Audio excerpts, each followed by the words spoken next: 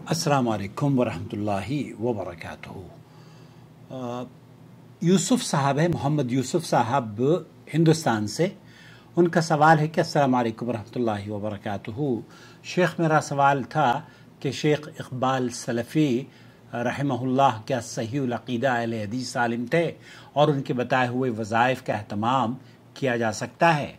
दोस्तों, भाइयों और बहनों, आप देख रहे हैं नू टीवी जद्दा और मैं हूं आपका दोस्त, आपका होस्ट मोहम्मद आकिल, जद्दा से, ममलकत सऊदी अरब।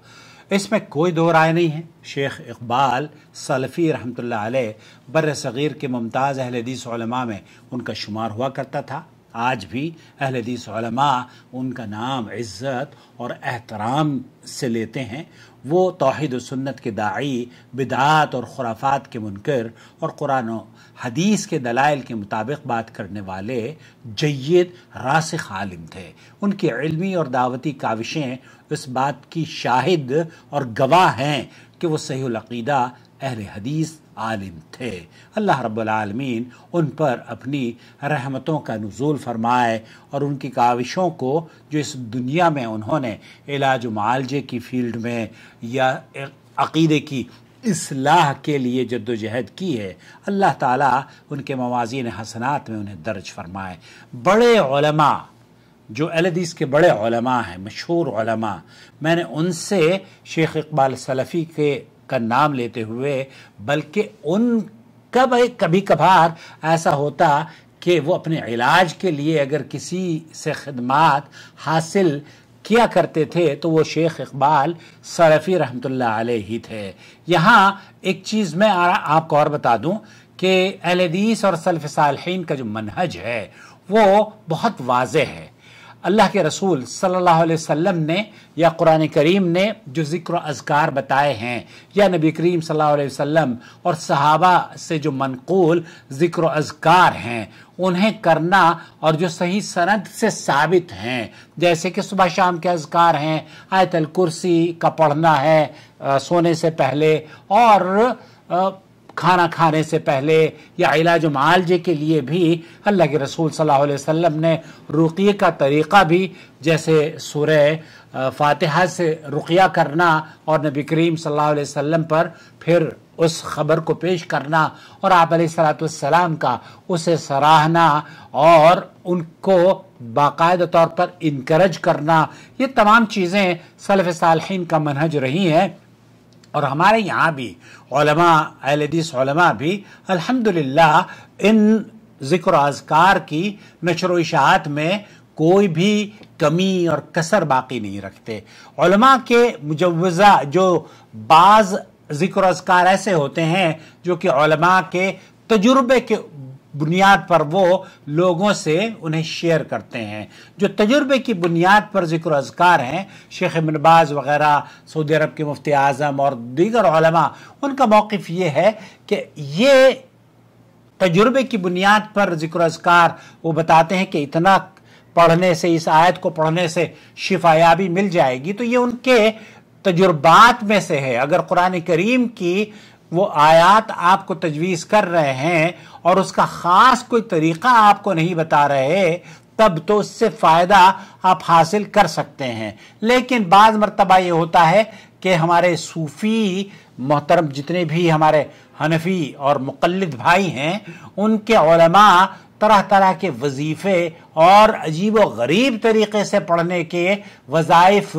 अबकरी वजीफ़े के नाम से या न जाने कौन कौन से नाम से वो उन्होंने मिलियंस ऑफ पीपल उनको फॉलो करते हैं और वो खुराफात पर मबनी वज़ाइफ लोगों को बताते रहते हैं और किसी को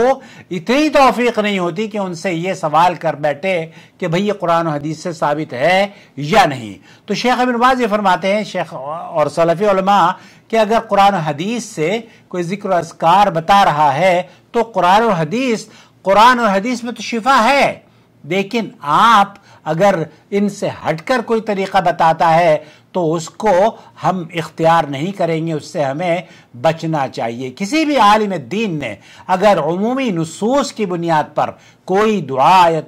ज़िक्र तजवीज़ किया है तो कुरान सुन्नत के मुखालिफ अगर वो नहीं है तो उसको दुआ और ज़िक्र अज़कार के तौर पर یہ اہل علم کا موقف ہے کہ کیا جا سکتا ہے، لیکن اس کی کوئی شرعی حیثیت ہو اور یہ آپ اپنی زندگی کے لازم کر لیں یا یہ کہنا شروع کر دیں کہ یہ مسنون عمل ہے، ایسا نہیں ہے، بلکہ کسی کے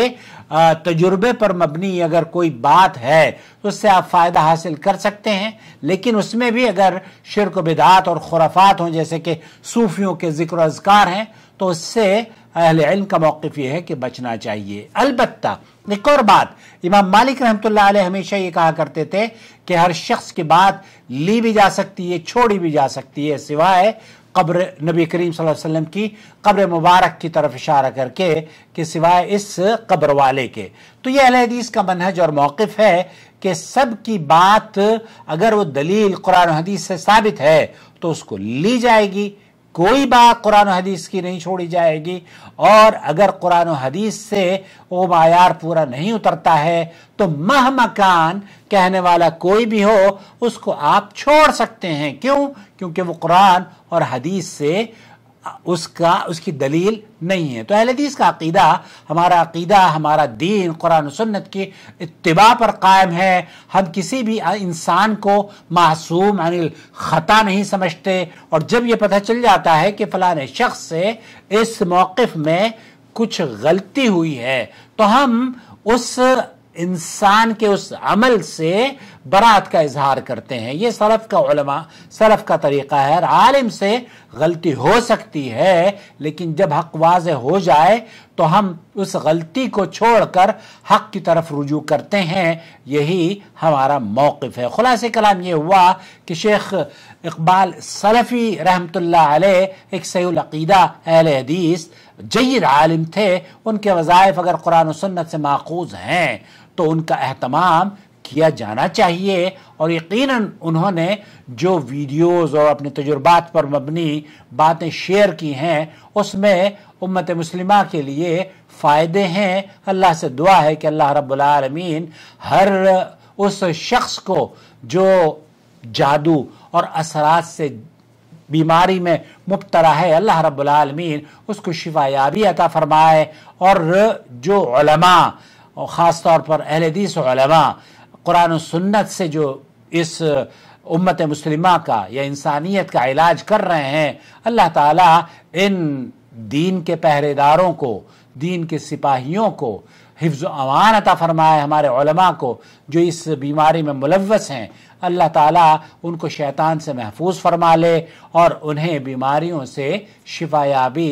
عطا فرما دے۔ بہت شکریہ آپ کو۔ اگر اس میں کچھ ایڈ کرنا ہو تو پلیز مجھے ضرور لکھیے گا۔ یہ ویڈیو آپ کو کیسی لگی؟